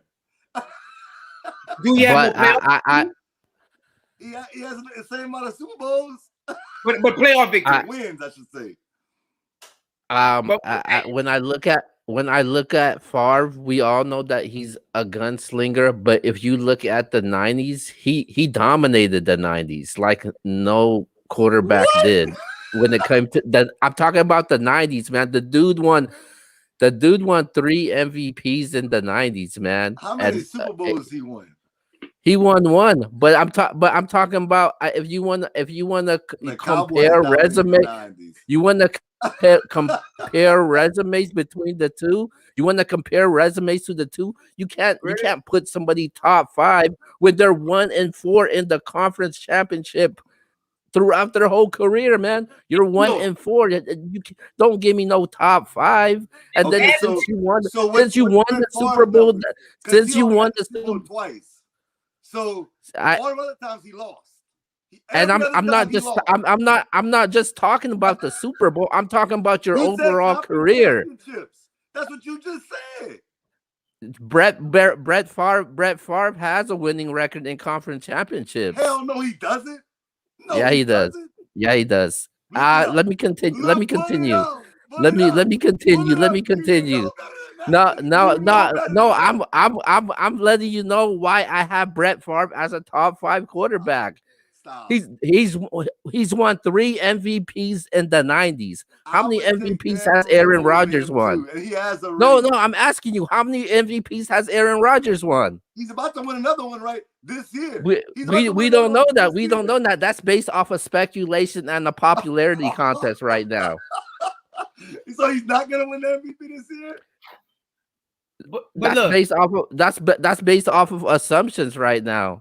You can't be top 5 of all time, and you questionably top 2 on your own team.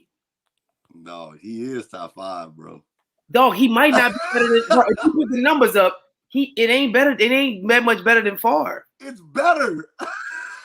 He has more touchdowns, less interceptions, more. I'm about to pull it up. You know what? Better. I'm about to pull it up. I'm gonna let y'all talk. Hold on. I'm about to pull it up right now. I don't think. Hey, bro, he might not be top 3. I didn't say he was top 3. I said he was 4. Art Star. Hold on. Let me pull this up. Yo, boy, y'all disrespecting Aaron Rodgers. Man, that man ain't passed up Art Come Star. on, man. Y'all go ahead and talk. Y'all talk. I'm gonna let Duke talk right now since y'all don't want to talk. Hold up.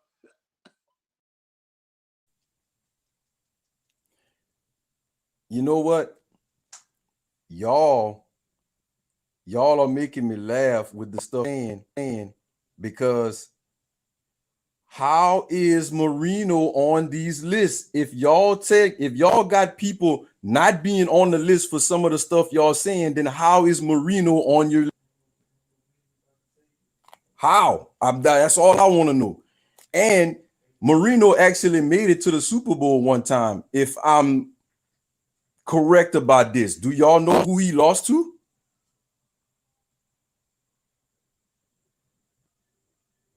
Do y'all know who he lost to?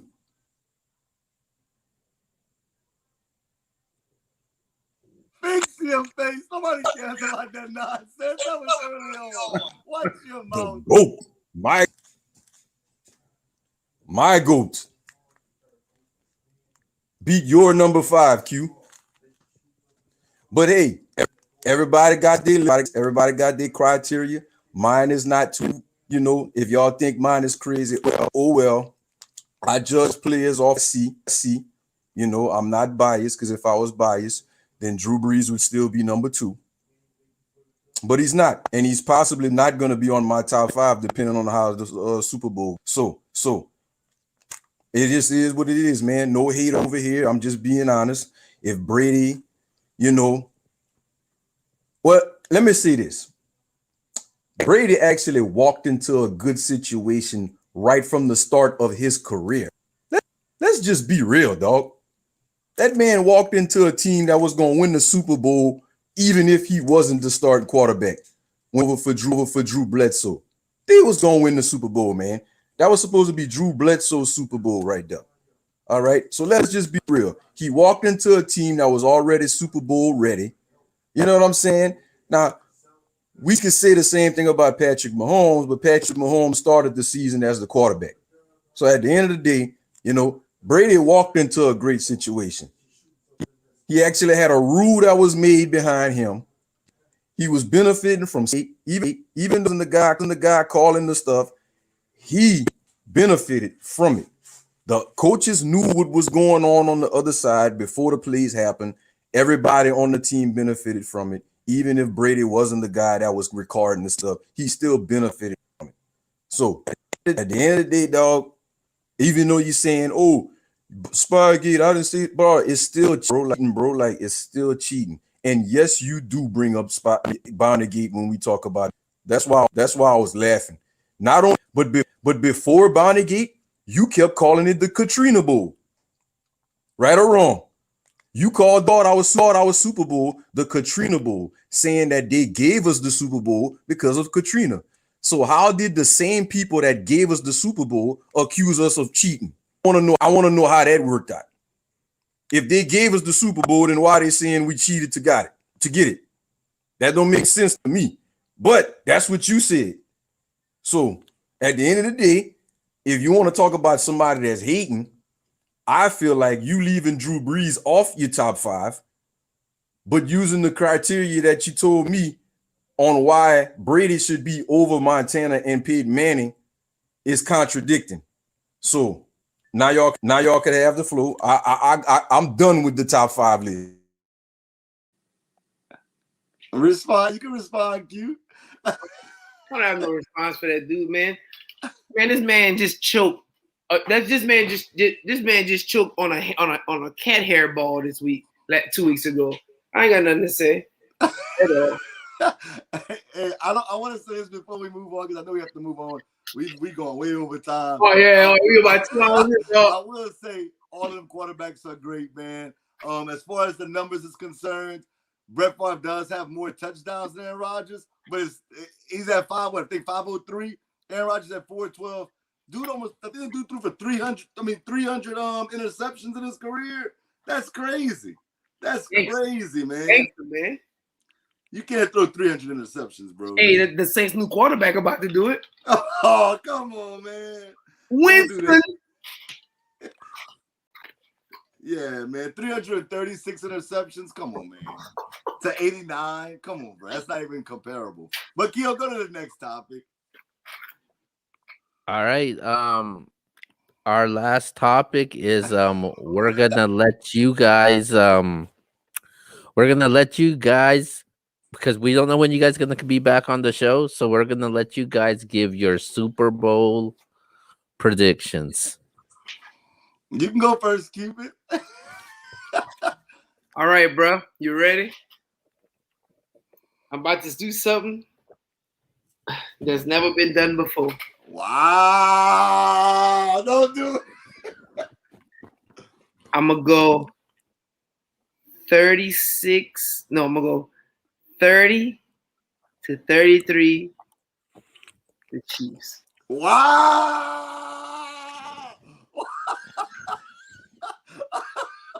I'm shocked. What? You going against your squad? Duke fell out of his chair. Bro, listen. Bro, I'm going to be honest. Bro, Kansas City destroyed the Saints. They destroyed us. They destroyed pretty much everybody in their way, dog. They gave Andy Reid 2 weeks to prepare. And everybody's healthy. I'm not going to sit here and be goofball of the year and be like, this my team. Yeah. Well, I'm thinking football logically. Respect. Like, bro, we can score, but Kansas City is a problem. They've been a problem. I'm glad we got to the Super Bowl. I'm glad we beat them little skunks, Breeze and Brady, to prove that. I mean, Breeze and Rodgers. I'm glad we beat them. We got them out the way, dominated the NFC. But Kansas City scares me, dog. They scared me the first time because look, and I'm gonna be short. The week that Tyreek Hill had that game, I played against him in fantasy. Dog, I don't have that dude is fat. Dog, all I'm gonna say is I go 33, 30. Brady gonna try to use the clock against Mahomes, but the KC, dog, they're Kansas City, the Kansas City Chiefs. Even with y'all being at home, the first time in the history, ain't nobody gonna be in the crowd. That cannon ain't gonna go boof. Nobody gonna hit. Dog, that's the Kansas City Chiefs, and it's been the last time I seen a team like that was the Greatest Show on Turf.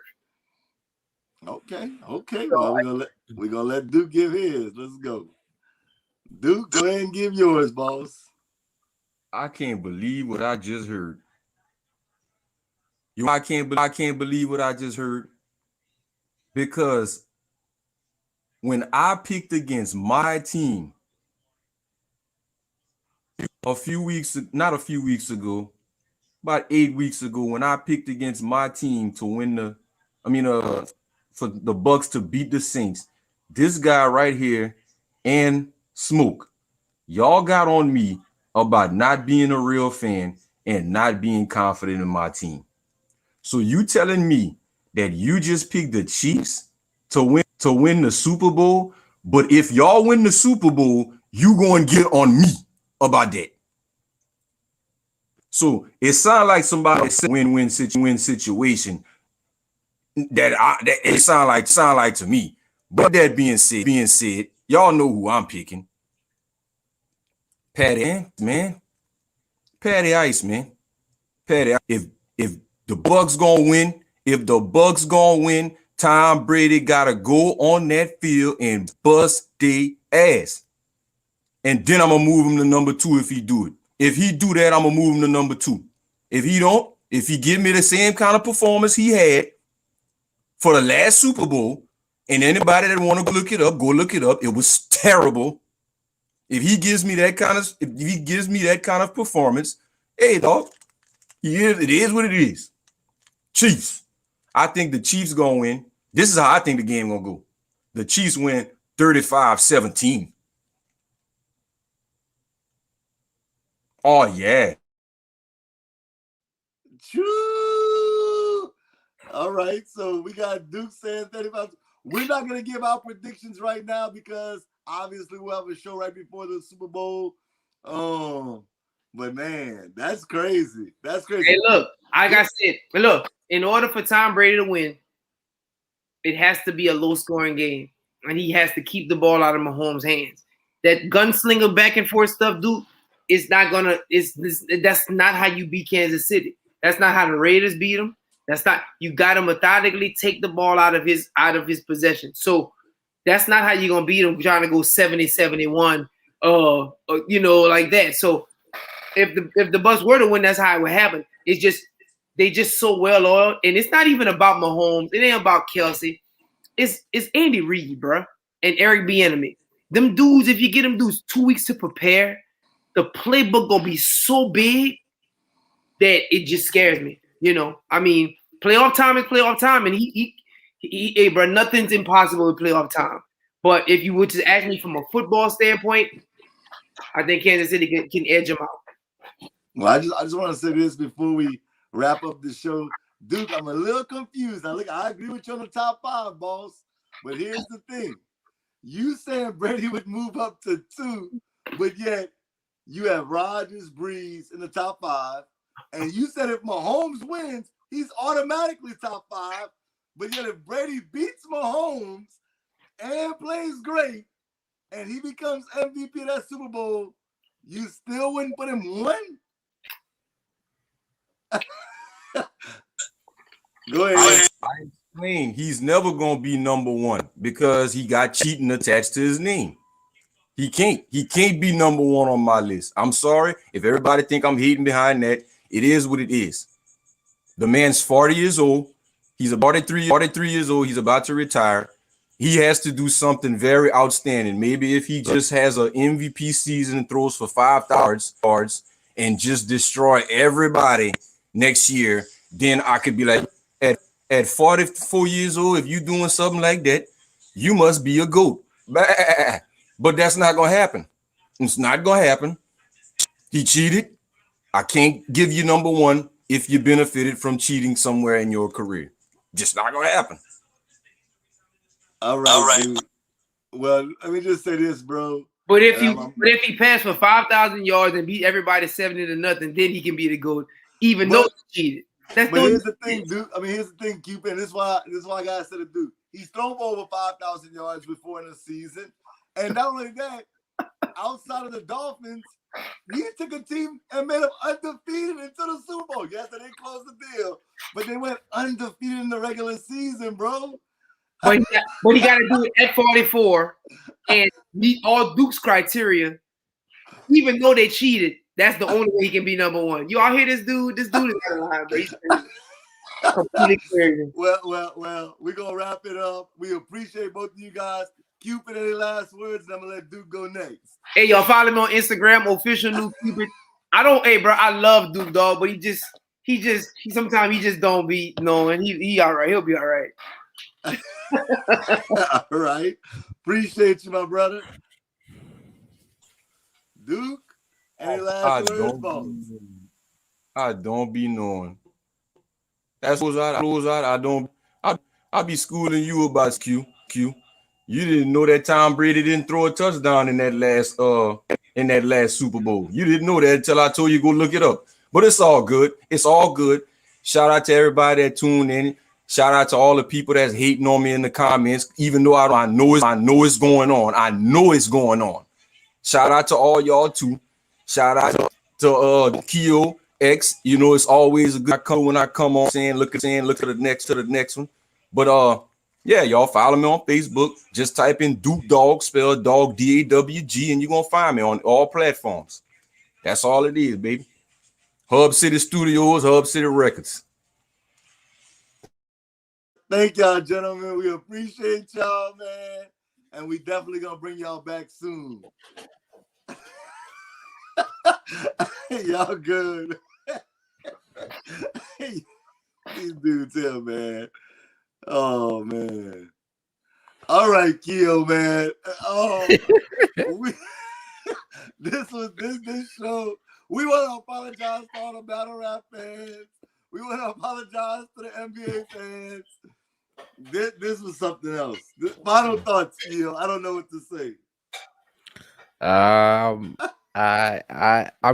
I'm speechless, man. We've never done a show that hit 2 hours before, so shout out to both of those guys, though, man. I definitely do appreciate both of them coming on the show tonight. So I definitely thankful for that. Definitely, brother. Definitely. Shout out to Duke. Shout out to Cupid, man. We definitely appreciate y'all. Is there any last minute shout out you want to give before we wrap this up? Like I said, man, we apologize, y'all. We apologize for not getting to the other topics. We will be back and ready to go next week with all the battle rap, all the Super Bowl information. So, Keo, last minute shout outs. Make sure you go follow us. Make sure you go follow, go subscribe, and support this new platform that we're doing. And shout out to the rest of the team from the MBS brand. Definitely, man. Shout out to Keo, man. He kept his composure tonight, even though he tried to sneak a little diss in there. Top 5, me and Duke.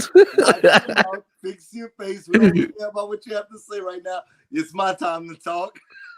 But shout out to and Keo, we gonna definitely talk about this fantasy basketball rule that you implemented on today.